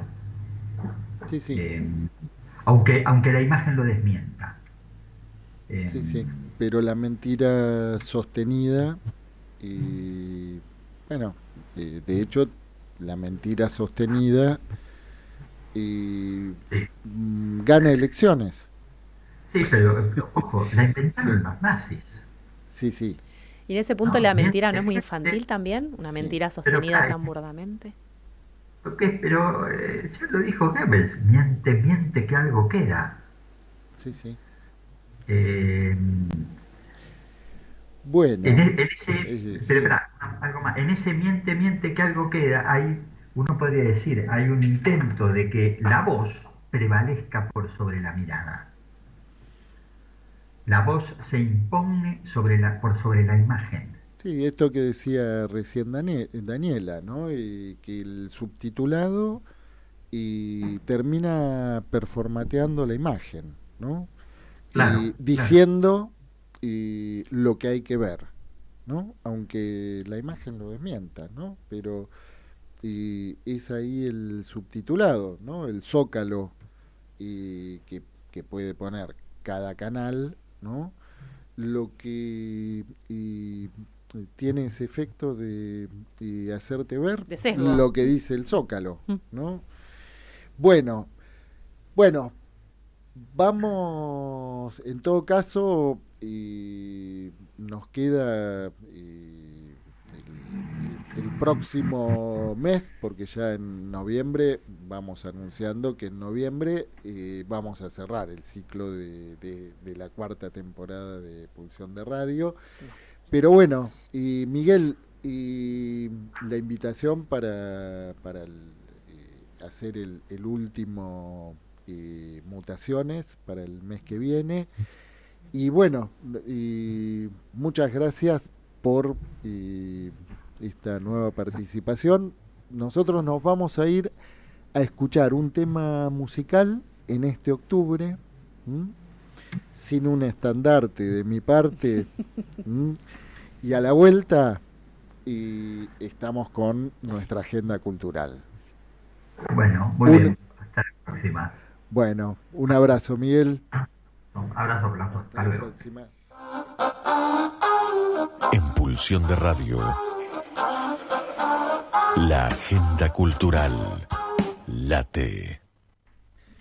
Bueno, muy buenas noches. Muy buenas Daniela noches, Pesclen. Javi. ¿Cómo estás? Bien, Bien. bien, muy bien. Bueno, tengo para recomendarles bastantes cosas. Todo lo voy a hacer con este cuerpito que ensaya 4 veces por semana y que está muy contenta que vamos a estrenar nueva obra en el FIBA. Cuerpito. Sí. Ajá. Em, ¿Qué obra? Se llama White Out. Es del mismo director de la obra que ustedes vinieron a ver, de Desaparecer. Sí. También trabaja sí. con papel, pero con mucha menos cantidad de papel. El papel es blanco, hay un tipo de respiración, bueno, hay otras cosas. Es muy, de nuevo, es como muy simbólico, no tiene texto, ¿no? Y usa menos espacio. Así que también les voy a recomendar algunas cuestiones del FIBA, ¿sí? Que es el Festival Internacional de Buenos Aires. Es festival, no está en el nombre, pero es de teatro y un poquito de danza y un poquitito de música. ¿Cuándo se juega? Del 18, o sea, desde mañana hasta el 27 de octubre. Desde mañana. Sí, desde mañana. El FIBA, si quieren ver la programación, está en www.fiba.ar.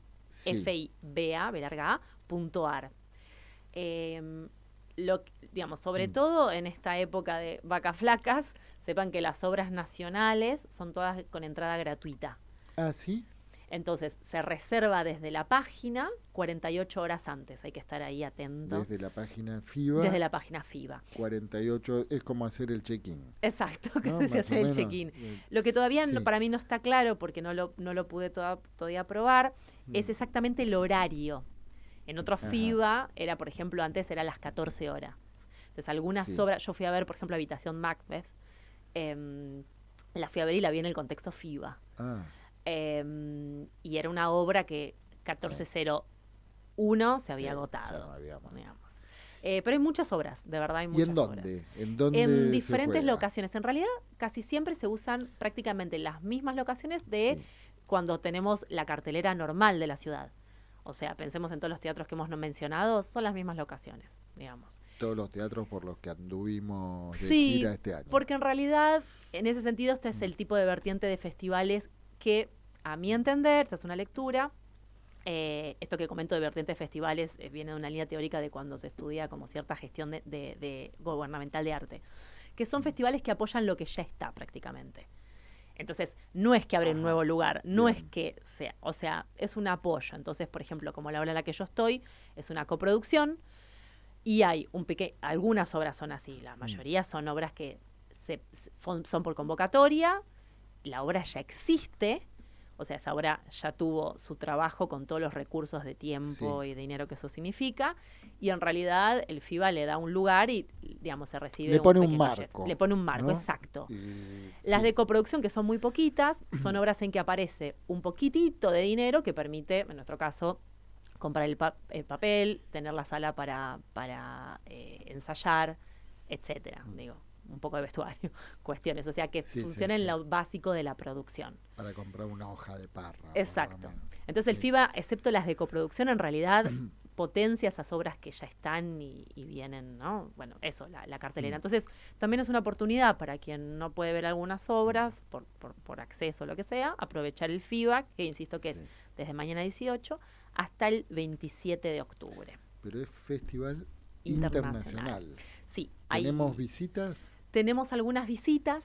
Sinceramente no conozco prácticamente las compañías. Me ha pasado un poco esto de, digamos, yo tuve la posibilidad de vivir afuera, le hemos conversado, y compañías que son, no digo las más famosas, pero compañías famosas, como que las que traen acá a veces son interesantes, pero no son esas que uno sabe que están, de las por ejemplo, grandes Europa. ligas. Claro. Y también desconozco, en el contexto que estábamos, con el poco apoyo gubernamental a la cultura, qué nivel de estímulo hay para esas compañías, ¿no? Pensar en una compañía que venga desde otro continente o de otro hemisferio, ¿no? Digo, Vos pasajes. decís en Neverland. Sí, exacto. Sí, que es terrible lo de... No hay presupuesto para el teatro en Neverland. Exacto. Todo esto es en Neverland, es muy cierto.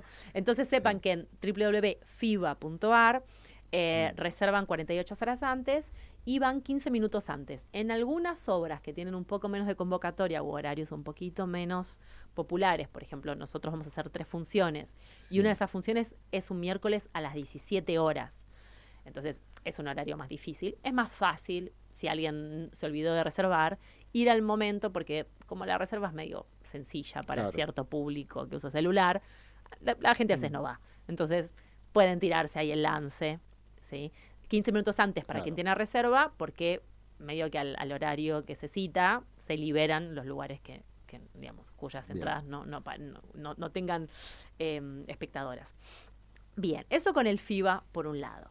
La primera obra que les recomiendo como obra es Tita y Rhodesia, que tiene su última función este sábado. Es de Laura Escurra y Valeria Stillman. Obra de humor. Sí, un poquito de humor en este Sí. contexto. Está en Caras y Caretas, Sarmiento 2037. Y Tita y Rhodesia son dos mujeres. Son dos amigas. Son dos y amigas. son galletitas. que sí, y tienen algo con, muy con chocolate. Sí, y de Sí. verdad tienen la cara de Tita y Rhodesia. No están solas Tita y Rhodesia. Están junto a 2 músicos. En la función que yo fui había piano y violín. Y Tita y Rhodesia se trata de improvisación, o sea, tiene un marco narrativo, ¿sí? Más o menos estable, y se van agregando propuestas del público. Entonces se construyen unas historias delirantes, musicalizadas por los músicos en vivo, que está buenísimo.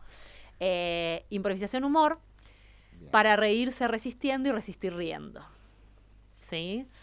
Porque hay bastantes menciones al contexto. Que por lo menos en la función que yo fui hay bastantes versiones del contexto. A que nos Neverlandia. rodea. A Neverlandia, a los medios. Peter Pan. Sí, y- a la cólera. Y, ¿Cómo se llama el hada que está con Peter Pan? Que Campanita. recién a Campanita. que tiene un nombre gringo también. Sí. Karina. Tinkerbell. Ah, Tinkerbell. Entonces, Sí, generaciones más jóvenes no le dicen campanita, dicen Tinkerbell, Tinkerbell. sí. Pero yo decía Tinkerbell, porque me acuerdo que Sí. la vi en inglés en Es su que momento. suena lindo, Tinkerbell. Tinkerbell. Es campanita. Bien. La siguiente obra que les traigo podría tener algo de humor, pero yo creo que prevalece el grotesco. Se llama VHS. Mm, Es un unipersonal sin tiempo y lleno de recuerdos y anécdotas imposibles. VHS está los sábados a las 9 en el Beckett Teatro, que es en el Beckett. muy cerquita, ya Sí, hemos ido. muy cerquita de donde vamos a cenar a veces. Sí, Sí. en Guardia Vieja 3556. Y las entradas las consiguen por Alternativa Teatral, es una linda sala. Y hay muy buenas obras en general en el Teatro Beckett. Este unipersonal muestra un mundo íntimo en un departamento de un hombre adulto, ¿sí? En el que se recrean historias que suceden en la soledad plena de los traumas. O sea, hay algo de este mundo onírico. O sea, es ¿sí? un thriller psicológico. Es que él está sí, solito sí. con sus VHS y sus recuerdos. Pobrecito. Y entre eso suceden muchas cosas que están Sí. entre un borde de me río, me desespero, me río, ¿Tiene me balcón o no tiene desespero. balcón? No tiene balcón. Ah, bien. No tiene, con las Bueno. cosas que, claro, cosas que el psicoanalista piensa. No tiene balcón, solo menciono que Sergio, este protagonista grotesco, tiene un teléfono de los antiguos. Sergio está atrapado en el tiempo, es un teléfono de estos que los que discábamos, ese es el verbo, discábamos. Y lo llama su terapeuta respondiendo sus mensajes. Entonces, la única voz que atraviesa, digamos, la única otredad que aparece real es esta voz del terapeuta. voz, Sí, que hasta sí. lo invita en algún momento a que tiene que ir a la plaza, que tiene que ir al parque. Que salga. Porque Sergio no cesa de pasearse entre las marcas del presente, mojones del pasado. Y en esas 4 paredes, Sergio se relaciona, vuelvo a la idea que apareció antes del fantasma, se relaciona con sus fantasmas, ¿no? Que vuelve. También hace justicia, es muy bueno hacer justicia imaginativamente. Sí, con los fantasmas. Sí, con los fantasmas. Sí. Sí, queda en esas 4 Sí. paredes. La idea, la dramaturgia y la interpretación es de Nicolás Capristo. La dirección y colaboración dramatúrgica es de Tomás Socco. Y, ahora voy a nombrar a alguien que conocemos, el asesoramiento dramatúrgico y la puesta en escena es de Diego Mauriño, ¿sí?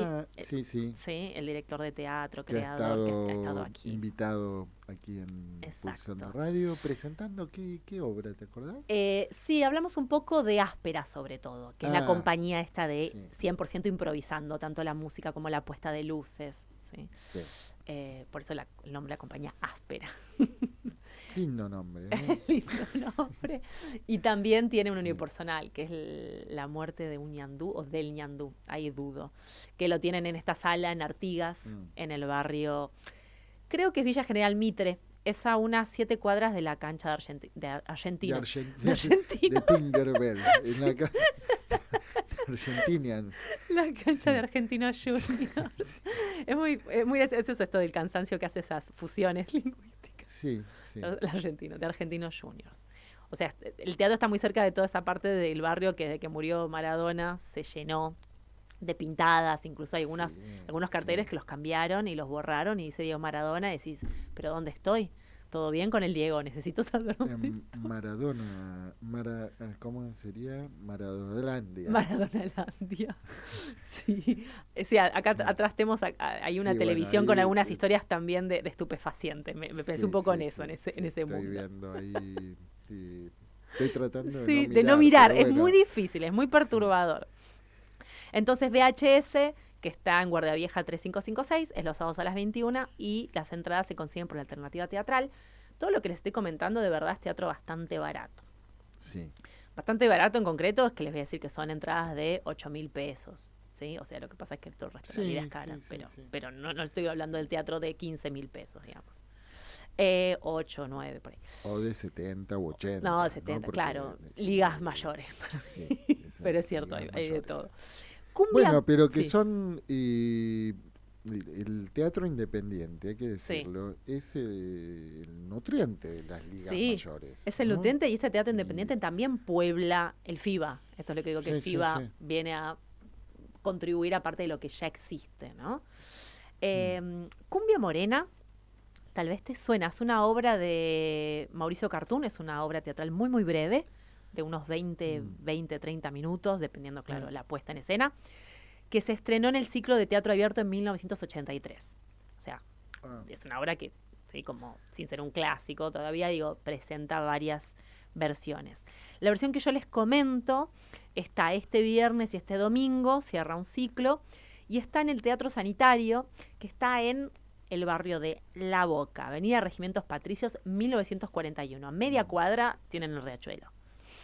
El Teatro Sanitario es una gráfica, una fábrica, y en ese contexto es muy interesante la puesta en escena de Cumbia Morena. Piensa en un lugar, ¿sí?, de fábrica, piensen de noche. Sí. Y ya el Teatro Sanitario y su nombre, por lo menos abre preguntas. Sí, en ese sentido la obra, la puesta invita un montón y nos abre preguntas a través de dos personajes que son los que protagonizan, los que componen este mundo de Rulo y Willy, que yo les llamaría dos hombres ruina, ¿sí?, que en la década del 70 de nuestro país se cierran en un bar durante años, ¿sí? Todos los días, o sea, se cierran un día y están años y años encerradas. Podría haber sido cualquiera de nosotros. Sí, es muy terrible cómo están ellos. Tienen, digamos, tiene una cuestión mucho de lo absurdo, porque ellos están encerrados y desvarían, ¿no? Imaginemos dos hombres que todos los días esperan y planifican como cuando uno se va a preparar para el sábado de la noche. Y esa noche que promete encuentros con mujeres y bailes y preparan el pasito y hablan y la esperanza de que suceda algo cada día y que nunca sucede, ¿no? Es como una especie de fracaso de Sísifo doloroso. Y en que la espera y la supervivencia están embargadas de lo absurdo al extremo, ¿no? Hay algo de... Estos, a mí me parece muy interesante cuando en realidad el texto teatral tiene unos corrimientos muy pequeños y no es que una persona habla y es un loco, sino que empieza algo muy chiquitito que ni percibís, en un momento decís, ¿cómo estoy dentro de esta lógica? En ese sentido el texto muy bueno, el texto de Mauricio Cartún. La dirección y la puesta en escena es de Anastasia Villán y los intérpretes son Leonel Sinot y Gastón Edul, como les decía, hasta este fin de semana, el viernes y el domingo a las 20. Y las entradas las consiguen, ¿no? Por el mail de cumbiamorena2024, @gmail.com, cumbiamorena, que es el nombre de la obra de cartoon, con la fecha, este año 2024, o si no, el Instagram cumbiamorena2024. Que es casi una invitación de teatro aventura, ¿no? Teatro aventura, sí. Es teatro aventura, ¿no? Es una experiencia. A orilla del Riachuelo. A orilla del Riachuelo, de noche. Teatro sanitario, Sí, de en noche. la fábrica. Sí, en la fábrica. Bastante vacía. Y el costo de la entrada es lo de menos. No, sí, son baratas, son baratas. Bueno. Tiene la entrada solidaria creo que 12, la de Sí. público 10 y jubilantes y estudiantes, Sí. jubilados y estudiantes. Jubilantes, Perdón. Yo les dije, estos son los efectos de 4 ensayos por semana, más el resto de la vida, Digo, no sé sí, entonces, si usted es jubilante, si es puede jubilante, paga mucho Sí. menos. Bueno, es la Argentina en la que Sí. vivimos, ¿no? En los últimos, ¿no? Los vetos de los estudiantes jubilados. Los jubilantes. Sí. Los vetás a todos juntos, con Con una sola palabra. Exacto. Bien. La última obra que voy a comentar, después puedo comentarles un ciclo. Sí, les comento muy breve el ciclo de, solo el nombre y quien le interese lo busca más. Pirologías, que desde este viernes hasta el domingo 3 de noviembre son una serie de muchas obras muy diferentes que a veces a horarios comunes, como un viernes a la noche, un sábado a la noche, un domingo a la tarde, y a veces hay algunas obras que son miércoles 9 de la mañana. Obras que básicamente tienen el mismo impulso de entender que el teatro es presencia, cuerpo, abrazo, que sobrevive a las épocas, a los cambios. Es un festival contra el teatro fácil, contra las modas importadas, y es un festival que llama a proteger al teatro, proteger ciertos valores, resistir o luchar por esos. Entonces el teatro como un lugar de resistencia, un lugar de creación y resistencia. Como les comentaba, hay obras que son o en Entre Ríos o en San Martín, en el conurbano, o acá en Buenos Aires. Entonces, si entran a la página, aparece la programación y de verdad es muy variado, ¿sí? Pirologías. Pirologías. Y pirología... No sé de qué viene, no encontré que apareciese. A mí me hizo pensar en fuego. Sí. Pero no sé si viene... Y Sí, bueno, empirado, ¿no? y Ya que empirado. estamos, Fuego ya que y estamos empirado, acá, ¿no? sí. Sí. El pirado de los fuegos. Sí. Me pareció muy interesante toda esa. Y además, si ustedes no pueden de noche, por lo que sea, ir al teatro y Si quieren... no pueden dormir a la Claro, noche. pero si pueden ir un miércoles a las 9 de la mañana, están libres, Claro. pueden ir a ver una obra de teatro, que incluso es en algunos colegios. O sea, de verdad es como un proyecto que aborda muchos espacios teatrales muy diversos. Sí. Ahora sí, prometo, es la última de la noche, que tal vez consigamos entrevista. Ajá. Molly Bloom, Molly ¿la Bloom. viste alguna vez? Nunca. Nunca. Molly Bloom está los sábados de octubre y noviembre a las 20 horas en el excéntrico de la 18, que es Lerma 420. Molly Bloom, para quien no sepa, Lerma 420. es Lerma entre Scalabrini Ortiz y la primera, que es Malavia. Ajá, O sea, bien. es la primera después Sí, de sí, Córdoba sí. hacia el lado de Corrientes. Villa Crespo. Villa Crespo, sí, Villa sí. Crespo. Es un Villa Crespo más norte, sí. Villa Crespo Norte. Villa Crespo Norte. Está bien. Parezco un Sí. agente inmobiliario, ¿no? Con esa expresión. Bien, Molly Bloom, que les comentaba, es un texto de James Joyce que, entre las muchas virtudes que tiene, fue un texto muy disruptivo porque es un texto que prácticamente no tiene comas ni puntos. Tiene 8 oraciones. Y la puesta en escena, no sé cuánto tiempo es el tiempo de lectura exactamente, pero la puesta en digamos, la obra, que no tiene puestos de escenas con vacíos, o sea, de verdad comienza a hablar Cristina Vanegas, que es la intérprete, y termina, y pasaron 60 minutos, ¿sí? Esos 60 minutos se tratan de un monólogo nocturno, insomne, íntimo, ¿sí? En 8 oraciones, ¿sí? El fluir de la conciencia sin puntos ni comas. Molly, ¿sí? Es su mundo. Entonces, reflexiona, recuerda, canta, ríe, se erotiza, se enoja. Dice la gacetilla, Molly es la música de la cabeza de una mujer. Y justamente a modo de concierto, Carmen Maliero, la directora de la obra, dirige la interpretación de Cristina Vanegas, en que cada una de las 8 oraciones de ese monólogo se divide en subunidades, construyendo partitura texto en una cadencia vertiginosa. Porque eso es muy interesante, como monólogo interno, Molly no tiene obstáculos, no tiene censura. Es muy diferente que el discurso que sale. Sí. James Joyce compuso esta afirmación femenina desde lo femenino, ¿sí? De verdad hay una textura, una voz femenina.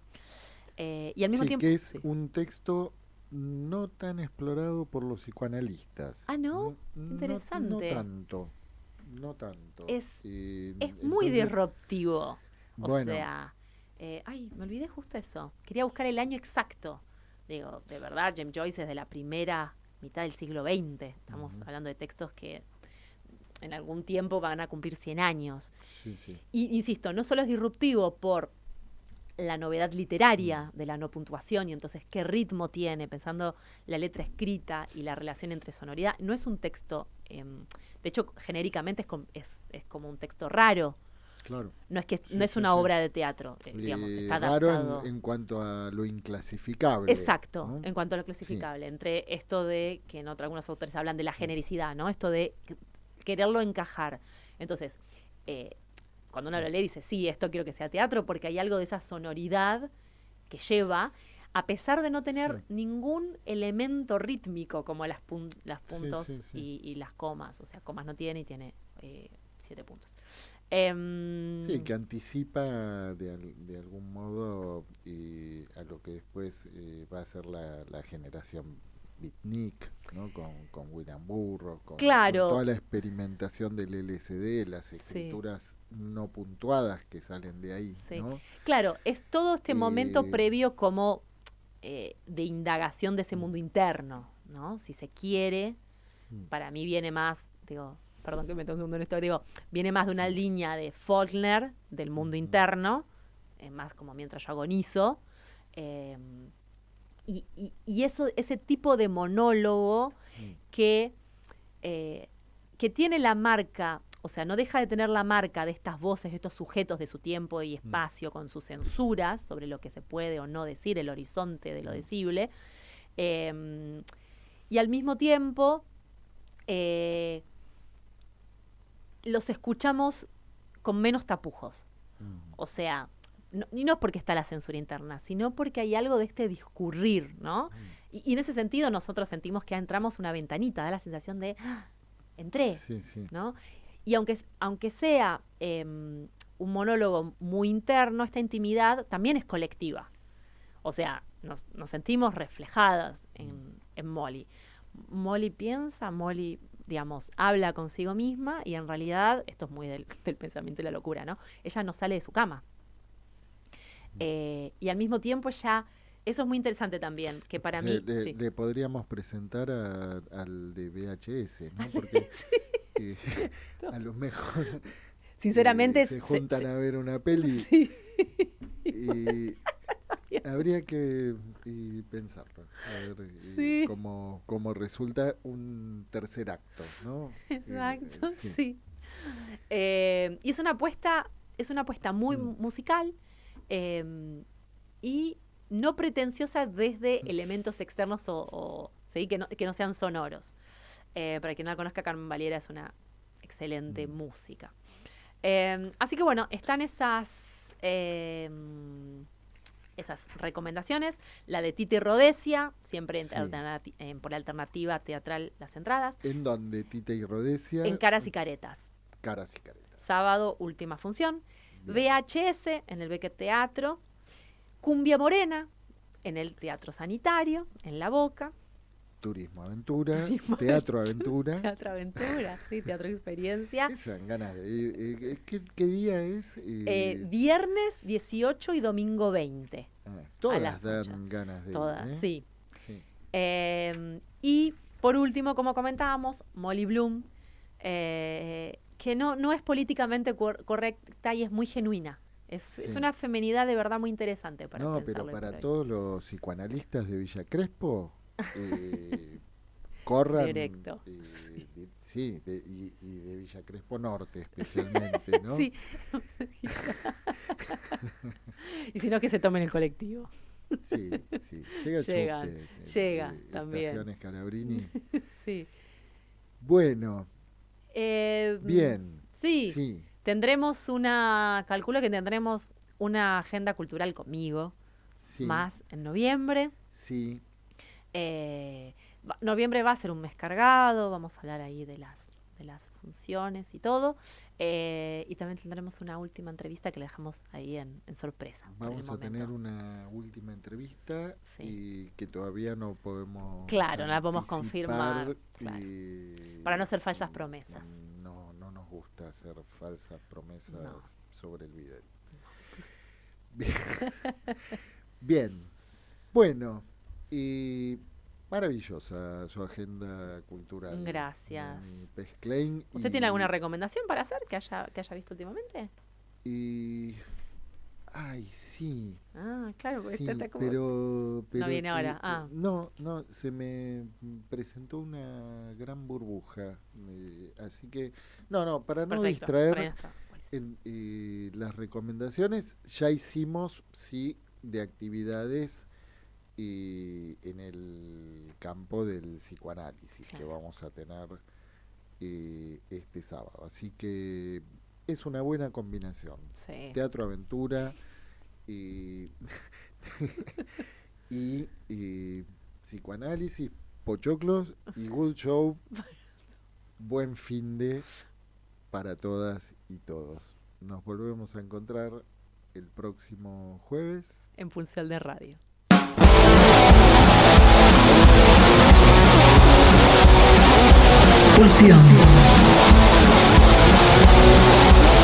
Pulsión de Radio. Un programa donde la cultura late y el inconsciente nunca falta a la cita.